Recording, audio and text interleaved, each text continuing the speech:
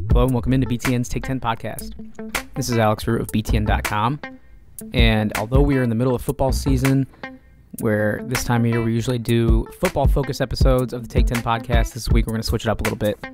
Since the NBA season is getting underway, it actually got underway last night, if you're listening to this on Wednesday, brought in a very special guest, a current active NBA player who plays for the Houston Rockets, is a former Indiana Hoosiers guard, and if you're a fan of Indiana basketball or the Houston Rockets, you probably know already that guest is Eric Gordon. Eric Gordon was a one-and-done player in Indiana, and he's entering his 11th season in the NBA, and since we were able to get him on this week, we deviated from our usual schedule of having football-focused episodes and talked some basketball with Eric Gordon, both NBA and his time in college. So really cool to have him on, and we did talk college football, so it's not all basketball in this episode. We definitely had to address what happened last week in the Big Ten and look ahead to this upcoming weekend of Big Ten football, and we did that with our regular Stat segment with Harold Shelton. So my chat with Harold will come up after the 15 to 20 minute interview with Eric Gordon, so we'll get plenty of basketball and plenty of football talk in this episode, and we'll probably get back to our regularly scheduled football-focused episodes next week, where we bring in a national football writer to break down the national landscape as well as what's going on in the Big Ten. Also, heads up on programming, probably have another episode later this week, probably Thursday, detailing what went down at Big Ten Basketball Media Days last week in the Chicagoland area. I was able to catch up with Mike DeCourcy, who was at Media Days, sat through the press conferences, interacted, shook some hands, got the lay of the land, and reported back to me not only with what he saw, what he observed last week in Rosemont, but we also got deep into a Big Ten basketball preview with the season coming up in just a couple weeks. So plenty of basketball stuff for you this week here on the Take 10 podcast. Look out for that episode with Mike DeCourcy of the Sporting News coming up later this week. But we got a very special guest, as I mentioned at the top this week, with Eric Gordon of the Houston Rockets, and then our Stat Head segment is regularly scheduled with Harold Shelton. And we'll get to those interviews in just a moment. Before we do, I want to tell you about a master's program at Northwestern University School of Professional Studies. If you've ever thought about a career in sports, check out the master's program in sports administration at Northwestern University. You can build your skill set and your network in evening or online classes. You can find out more at sps.northwestern.edu/sports. All right, now we'll get to our first interview of this episode, and that is a discussion with, as I mentioned at the top, Eric Gordon of the Houston Rockets, 10-year NBA vet, former Indiana Hoosier, and that discussion starts right now. Very pleased to be joined by a former Indiana Hoosier, a 10-year NBA vet, 2017 Sixth Man of the Year, and three-point champ. He's currently a guard for the Houston Rockets. It's Eric Gordon. Eric, what's up, man? Thanks for joining me. Hello, what's going on, man? Not much. Really appreciate you coming on, and I assume it's a busy time, an exciting time of year for you, because on Wednesday, that's tomorrow, you start your third season with the Rockets by tipping off against your former team, the New Orleans Pelicans. And with this being your 11th go-around in the NBA, does opening night feel any different than maybe it did earlier in your career for you? No, definitely. It's always exciting. But as you play so many years in the NBA, it becomes almost natural. Instead of more of an excitement. Yeah, and I definitely want to get into the NBA a little more and discuss the Houston Rockets in just a little bit, but since this is a Big Ten podcast, I want to get into your Indiana roots and your Hoosier background a little bit first, and I think a good place to start is the recent commitment of Romeo Langford to Indiana with the season coming up here soon. He's a guy that's coming in with kind of a similar level of hype to when you did, being Mr. Basketball in Indiana. So first off, what was your reaction when IU landed Romeo, and what are your expectations for him, and what is likely his only season with the Hoosiers? Well, it definitely means a lot for him to be a part of the Hoosier, being a Hoosier, and it just means a lot because I like to see big time players go to a school like Indiana, where big time history, and to win a bunch of games and hopefully bring in other big time players in the long haul. So I was very excited for him to go to IU. Yeah, and since you kind of went through that one and done season, especially being an Indiana kid where all eyes are kind of on you and you're in that fishbowl, did you maybe have any advice for Romeo on how to handle being a freshman phenom, or maybe just something you wish you'd known 11 years ago when you were about to go through that same experience in Bloomington? Well, for him to continue doing the things that he's been doing throughout his whole career, and that's really dominating being the best player on the floor in practice and in games, and just kind of have that trait of doing that. Played well on both ends of the floor, just make a major impact. Because as as you're in college, you want to make the most impact as you can. Like, I just didn't want to be there and be a good player. I also wanted to win games, give fans and fans, players, coaches, something exciting to of what they have. Yeah, and judging by your social media and just kind of your level of engagement with the program since you left IU, it seems like you're a huge Hoosiers fan to this day, and I assume you still follow that program really closely? Yeah, I follow the program very closely. I watch, I don't know, probably around 80% of the games during their season just to see how they do. I'm still hopeful for the best for them. Once you're part of the IU culture, you never leave it. So I'm just, glad I went to IU, and I always watch these guys. Yeah, and I want to get your take on the current Hoosiers in just a little bit, but first, I want to dive into your experience you had there. Obviously, your recruiting process was highly publicized. You're an in-state kid, one of the best players in the country. Did that whole recruiting process or anything that kind of led up to getting on the court there, did that ever get overwhelming for you just as like a 18-year-old kid? It does get overwhelming, but I think times have changed now. Like, with these kids now, the hype is there, but it's not really overwhelming. It's just, at the end of the day, I just know I'm a basketball player, and I wanted to be the best that I could be. And once I got to IU, I was like, man, I want to do well and win. And, that's what everybody really wants to see. Right. And just looking back at that one season you did play at Indiana, do you have any memories from that season that stand out to you above the rest when you look back, like any games, plays, or experiences that you cherish in particular? One of the greatest memories is winning that game in Illinois. That meant a lot to me there because I really didn't ever want to lose to them. So we beat them home and away. So a lot of good things that year. It just didn't end well. It just didn't end the way we wanted to. Yeah, and I'm glad you brought up that game against Illinois because personally, as a kid growing up in Illinois, that game really stood out to me as well. I was in attendance at that one. And for those who don't know the story, you changed your mind after committing to Illinois, and then you obviously ended up at Indiana. And the environment of that Illinois game was hostile, to say the least. So how high does that bank shot that you made against Illinois to send the game to OT rank in your list of college moments? It has to be number one because one thing, I didn't want to lose to them. I didn't want to, look back and be like, man, these guys beat me. But yeah, I'm glad I hit that shot, and it meant a lot for me and Sampson and the team. So, it was just a good moment for me and my family for sure. Yeah, that game ended up a double overtime victory for Indiana. And I'm sure you remember the chest bump from Chester Frazier during those pregame intros. Oh, yeah. That's just a clown move. But I'm just glad that, we just took care of business and stayed to task. Did that motivate you extra when that happened? Oh, for sure. That's for sure. That definitely motivated me. I just wanted to win. I didn't really care what else and with anything else that happened. But yeah, we came out on top. That's what matters. Just if I could ask, what personally went into that decision? What was the deciding factor that made you ultimately end up in Indiana? Well, to me, it was really the coaches was really led me over time because I've always wanted to go to IU. I really that was like my dream was to go to IU. And when Coach Stetson went there, I was like, how could he?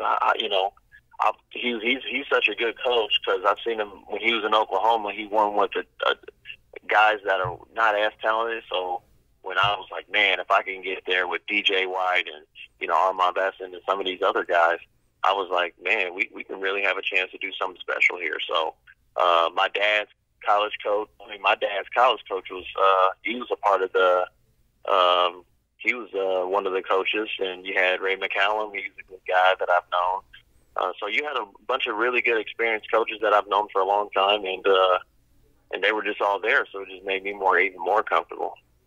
Right, and you mentioned the season didn't turn out the way you wanted, but still a really strong season. You tore it up at IU, 21 points a game, and you had a one-and-done type year for sure, and that was reflected in your draft position being taken 7th overall. Was there ever a consideration that you might go back to school, or did you know pretty much when that season wrapped up that you were going to the league?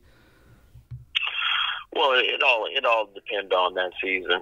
I was only going to go if I was a lottery pick, and that was the only reason if I was going to stay if I wasn't a lottery pick. So, that was my thought process. Definitely. How often do you get back to campus, back to IU?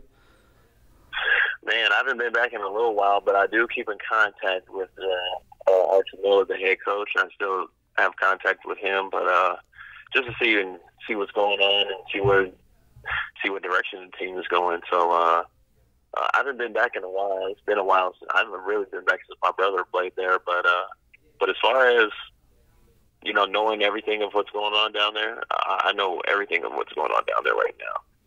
Yeah, and in the decade since you left, I mean, there's been some serious ups and downs for that program. How do you kind of evaluate overall the past decade of Hoosier basketball since you left?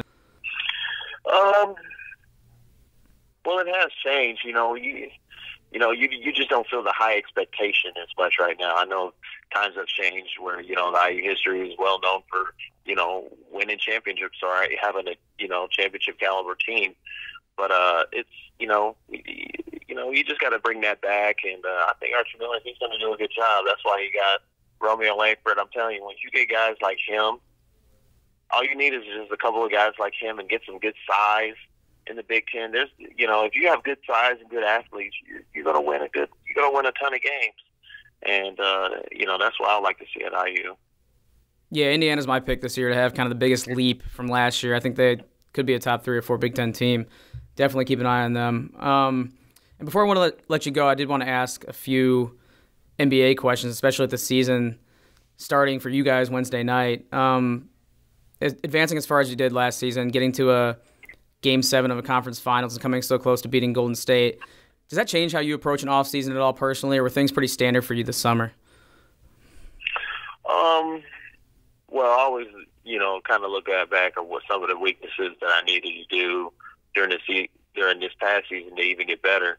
And, we was right there, man. We had these guys beat, and,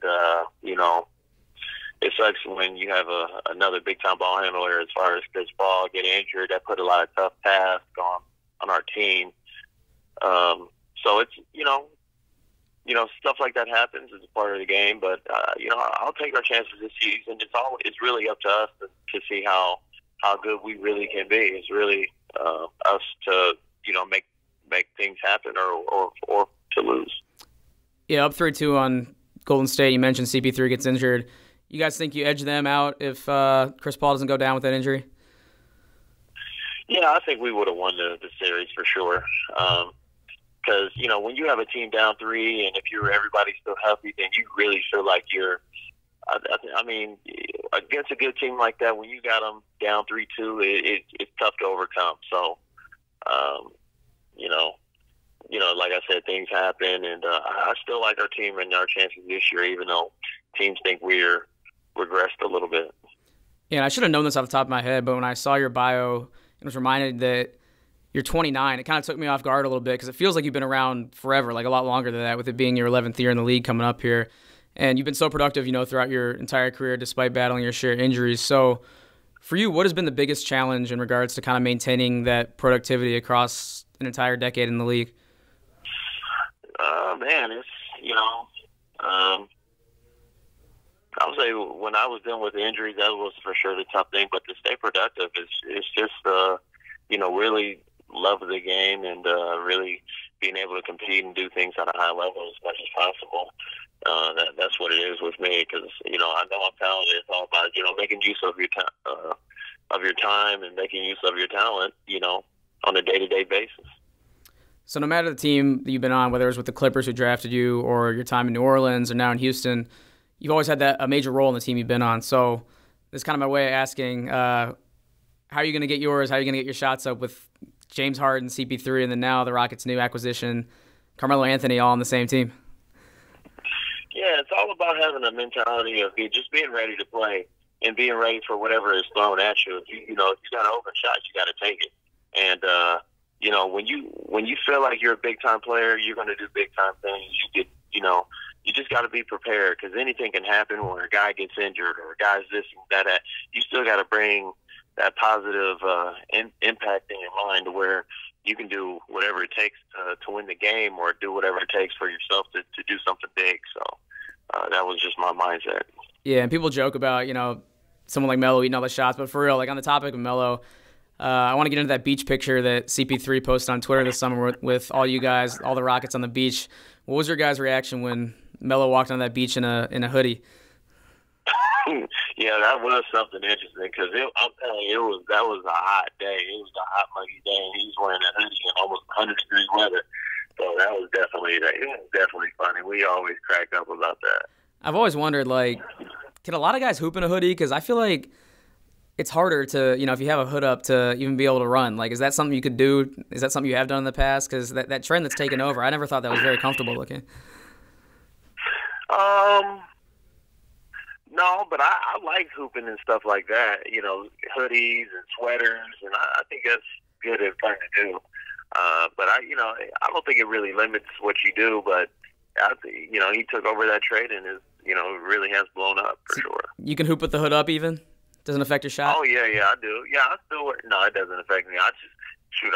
During practice, I wear a hoodie sometimes. So, I really it hasn't limited me in any way. That's the new wave now, and that kind of ties into like the whole NBA social media scene. How it's kind of blown up with the rise of Twitter and Instagram and all that. Like, do you get into the whole NBA social media scene, like with the memes, the emojis, and kind of the all around like comedy that comes from this league on social media?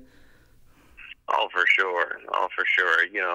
Everybody loves the drama of the NBA. I tell you, NBA is good, and it's at its all-time high for sure. But there's always something new in the NBA. There's always new news every day. People commenting, the eyeball emoji on Instagram or whatever it might be. Like, trade rumors will get started that way these days. It's crazy. I know. But that's the crazy part about the NBA. Anything can happen at any time or whenever. So stuff like that, you just never know.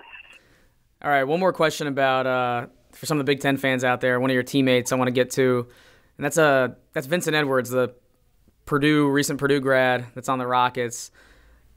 With the rivalry between Indiana and Purdue, do you guys ever trash talk a little bit? Do you give him a hard time being a rookie, or is that not really is that out of sight, out of mind once you get to the league? Oh, I definitely give him a hard time when we talk about Indiana Purdue. That's for sure. That is for sure. What'd you tell him? I said, yeah, you go to Purdue, but all the real hoopers really come out of Indiana.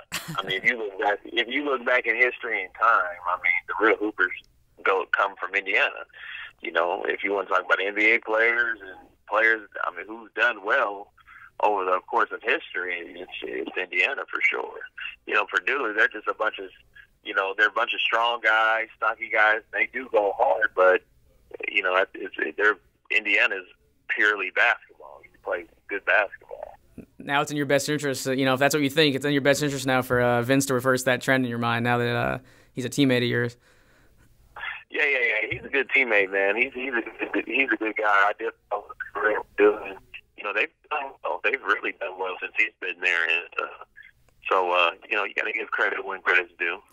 All right, Eric. Before we wrap up, obviously, very high expectations in Houston once again surrounding you guys this season.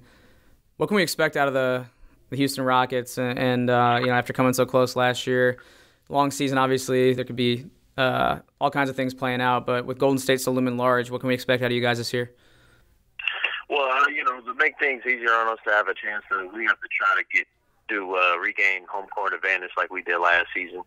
And, that really helps out a ton. And once we do that, then we can, kind of pave the way of what we need to do. And I still think we're going to be a championship caliber team, and hopefully we can get a rematch of that Western Conference Finals again. All right, Eric. Well, we're looking forward to the NBA season. Obviously, you've had a great career, and it's very far from over. You're really generous with your time today, and I really appreciate you jumping on with me. All right, thanks, man. Appreciate it. All right, thanks once again to Eric for joining me, and best of luck to him. He enters his 11th season in the NBA, and he doesn't need it. any good wishes for me because he's built a hell of a career in the NBA. And like I said, I'm sure he has plenty left in the tank as he still is on the right side of 30 here, only 29, and I'm sure has a long way to go.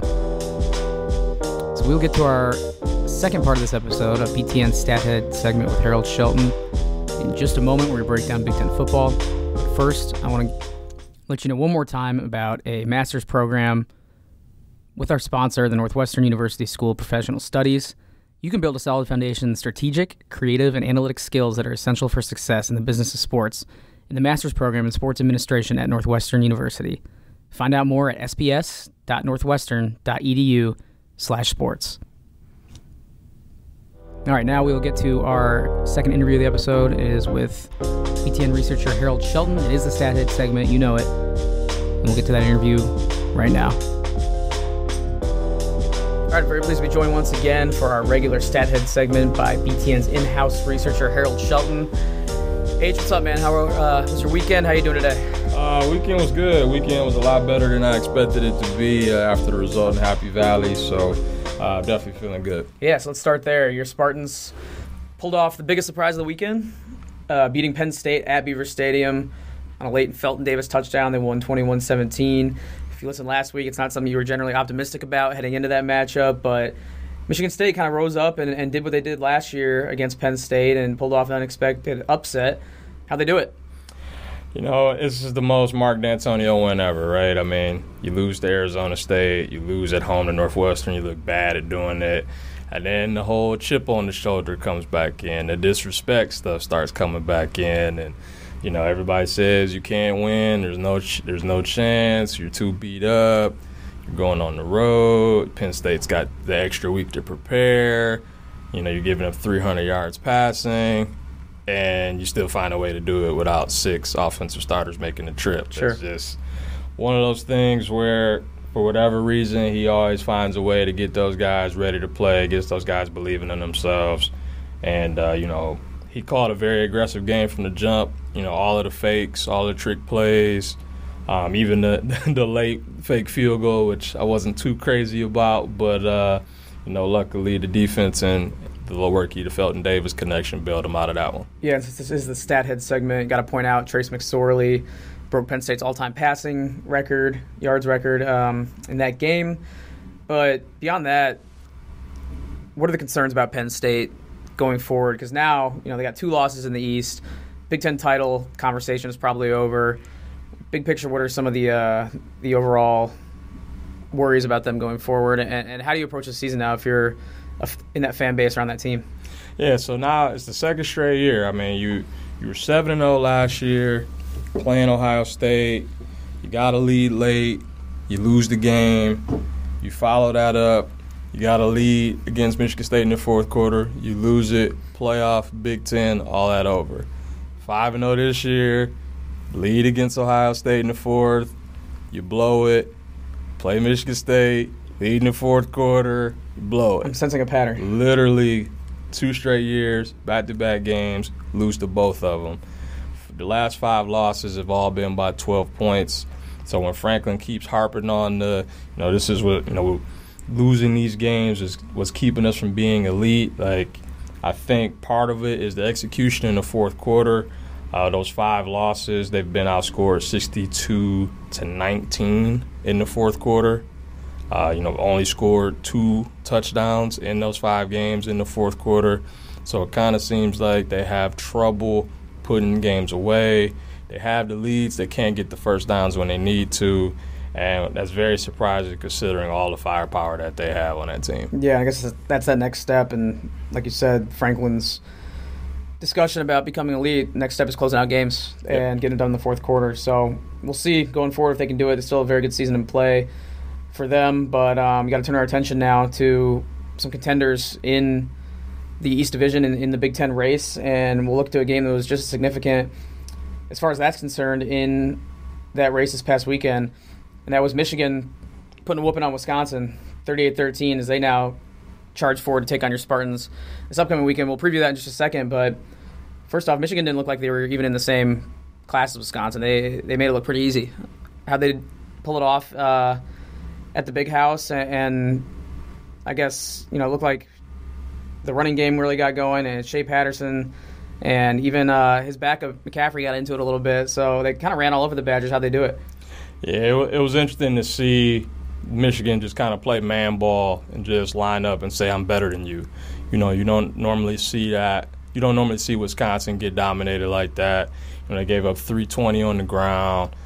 Time of possession-wise, they had the ball for less than 23 minutes. I mean, it was just completely out of character for Wisconsin. Got to give Michigan a lot of credit for that. Most rushing yards that Wisconsin allowed in a regular season game since 2005. Worst regular season loss in over a decade. I mean, Michigan just literally took it to them, had the ball for over 20 minutes in the second half.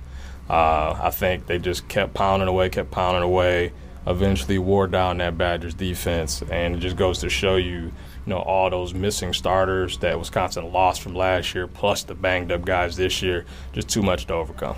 Yeah, Michigan's getting it rolling now a little bit. Actually, a lot of bit. They've looked really good pretty much since that Notre Dame loss, and besides that hiccup against Northwestern, looked really solid, and I think there's a lot of confidence, and rightfully so, swirling in Ann Arbor, and we'll get to that Michigan State preview in just a second, but I did want to touch on one or two more games from this past weekend first. We'll start with Ohio State struggling a little bit with Minnesota, and I will parlay that discussion into the news we got today with defensive end Nick Bosa, the All-American, the potential number one pick. He's been out the last few games with a core muscle injury, and he announced today, or Ohio State announced today, that he will not return to school. He'll kind of focus on getting ready for the NFL draft and getting healthy. So are there some concerns maybe stacking up a little bit at Ohio State? I mean, they didn't look great against Minnesota. They did enough to win. They won 30-14, but it wasn't a dominating performance by any means. And then now with this Nick Bosa injury, even though Ohio State's schedule is pretty soft for the next month or so, are you worried at all about the Buckeyes, even though they're the number 2 team in the country?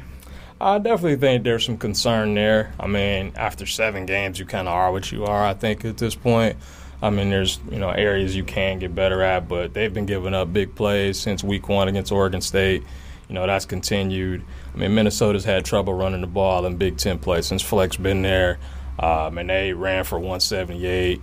It looks like they were kind of blowing Ohio State off the ball for a while. Now, to Ohio State's credit, they gave up a lot of yards early. They gave up the 14 points early, shut down Minnesota after that. They would find ways to put teams away, outscoring teams 79-13 in the fourth quarter this year. So when it really gets tough, when it's money time, they find ways to make plays, but they're definitely living dangerously. And we'll see if, a more explosive offense can put them in a hole where they can't get out of it. Yeah, I don't want to over-exaggerate or, overhype any of the Buckeyes' problems, because the only team that's really looked infallible this year is Alabama. We've seen Clemson struggle. We saw Georgia go down. LSU as a loss. And Notre Dame this past week. Yeah, Notre Dame, exactly. So the Buckeyes' struggles are not unique. Every team has pretty much had them except for the Crimson Tide. So all things considered, they've looked extremely good. However, just want you to kind of put in context Nick Bosa's impact if you can. And even though the Buckeyes know what they look like without Bosa, how does this maybe change any projections or the way you approach the second half of the season? Yeah, I would say the Nick Bosa impact is definitely a big one, not getting him back. I mean, when you saw when he was playing, he recovered a touchdown against Oregon State. He, had another strip sack against TCU. He had 4 sacks in pretty much 2.5 games. And when he was in the game, you couldn't double Chase Young and him at the same time. You had to kind of pick your poison. And even though they're really, really deep up front, it's not the same when you lose arguably the best defensive lineman in college football. And Chase Young's really, really good. He's been one of the breakout players in the Big Ten. But now you can start sending more guys his way. He might see an extra tight end over there, a back that stays in the chip instead of just going one-on-one with a tackle. And now the depth, you have to rely on that more when instead of just having your top 2, now your number 2 guy becomes your number 1, your number 3 becomes your number 2, so on and so forth. So those guys just can't live up to Nick Bosa, but the depth will just have to try to figure out a way to make it happen. All right, and before we get into Week 8's matchups, I do want to bring up one more statistical, maybe not anomaly, but an improbability from this past weekend, and that was the outcome of the Northwestern-Nebraska game as Nebraska's streak of futility was extended. They just can't get it done. They were up 10 points with a few minutes left at Ryan Field against Northwestern. And did you see that win probability, the chart, toward the end of that game? It was in the high 90s, wasn't it? Like 98% or something like that. Something crazy. And, you're up 10. Northwestern gets the field goal, cuts it to 7. You can't ice the game. But, all right, you have a great punt. Northwestern's got to go 99 yards. Oh, wait, they go 99 yards and send the game to overtime. And then, to make matters worse, you get a personal foul penalty to start the drive for Northwestern to get them out of their own end. And then once you get to OT, you get the false start, you get the bad snap, which means you throw a pick in the end zone. They continue to find ways to beat themselves. And I feel like anytime it's in their head now. So anytime that something goes wrong, it's up, here we go again. Right. Here we go again. And I feel like it's going to be that way until they finally get over the hump. Right. Northwestern won that game 34-31 in overtime. As we mentioned, that win probability flipped on its head from late in the fourth quarter.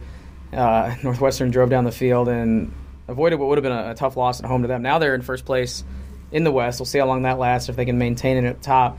And really looking at that win probability, the only higher one you can really imagine is probably a game you're familiar with, Michigan State, with the what's the official name for that game where they blocked the punt, and I guess the trouble with the snap game, does that count? Trouble with the snap game. All right. The Rangers game, which is the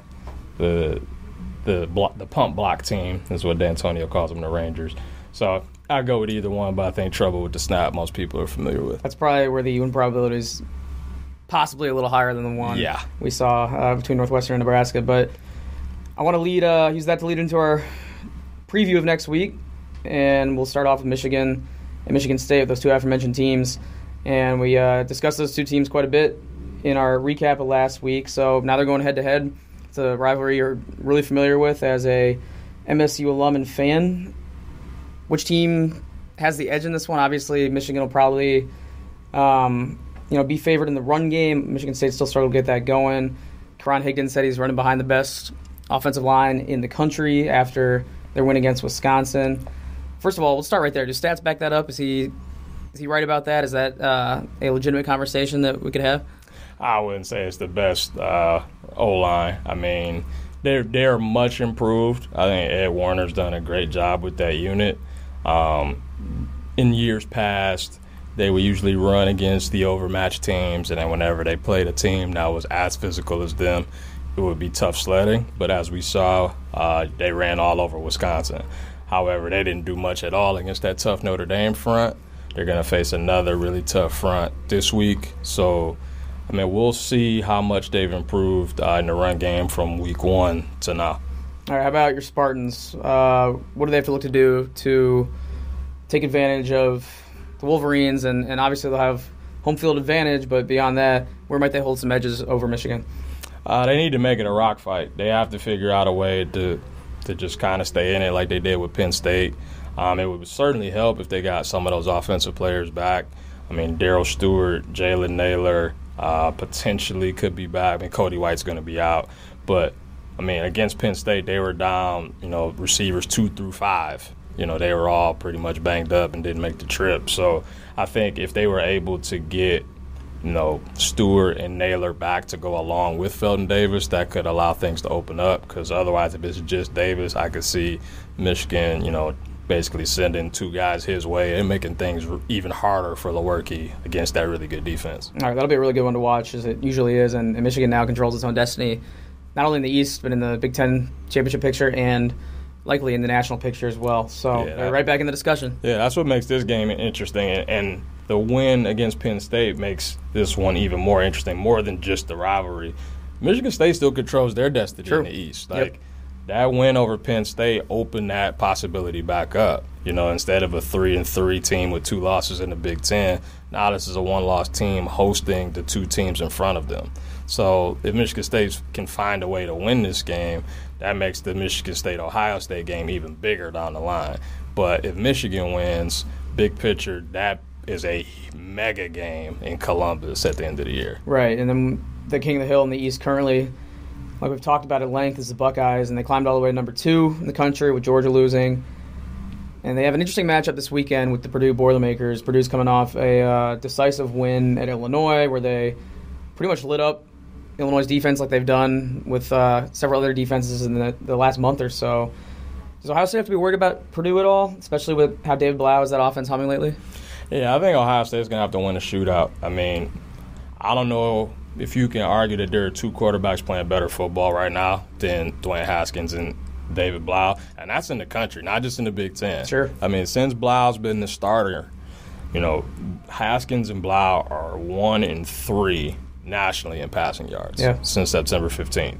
So Purdue's offense is humming right now. They had 611 yards against Illinois. Sorry about that. Yeah.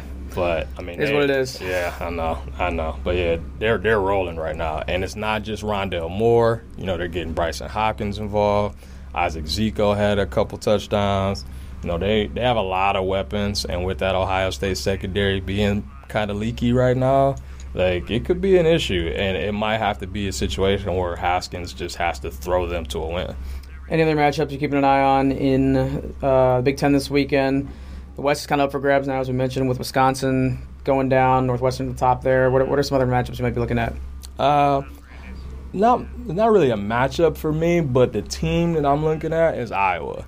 I feel like Iowa is playing the best of any team in the West right now. And if they would have thrown the ball sooner against Wisconsin, they're probably undefeated in the top 15, and we're looking at them as 2015 all over again. I think this Iowa team is more talented than that 2015 team that went 12-0. They've got the best tight end group in the country. Nate Stanley's thrown for 14 touchdowns over the last, 3 weeks.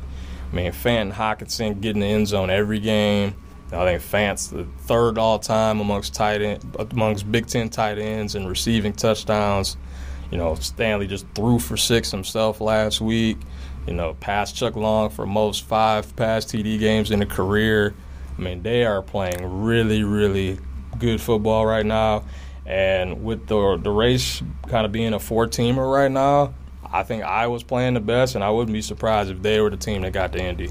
Only way it would have gotten better this past week is if C.J. Beathard and the Niners could have held on against Green Bay last night. But yeah, that would have been nice. We won't get into that anymore. I'm already too salty from this past weekend of football with the Bears and the Packers and the rest of it. So a lot of good stuff, H, as always. We'll be watching closely this weekend. And, as some teams start to kind of fall out of the discussion, other teams take their place, and I'm sure it'll be really intriguing as we head down the home stretch here.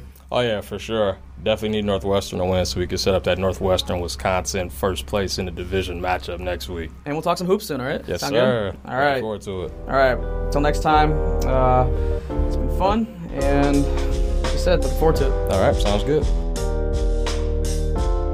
All right, thanks once again to Harold and Eric Gordon for joining me. A lot of fun in this episode. Mixed it up a little bit, like I said. Generally talk football this time of year, but basketball season's right around the corner. NBA season started last night, and Eric Gordon's season with the Rockets, his 3rd season with Houston, starts tonight, starts Wednesday. So glad we were able to get Eric on to both reflect on his career and talk some current NBA hoops. All right, before we wrap up, definitely have to give a shout out to my producer, Julie Bronder, my assistant producer, Colleen Degnan. Both are very helpful and very integral in the process of putting these episodes together. I want to thank all of you for listening. And once again, a reminder, we'll have another episode this week detailing Big Ten Basketball Media Day.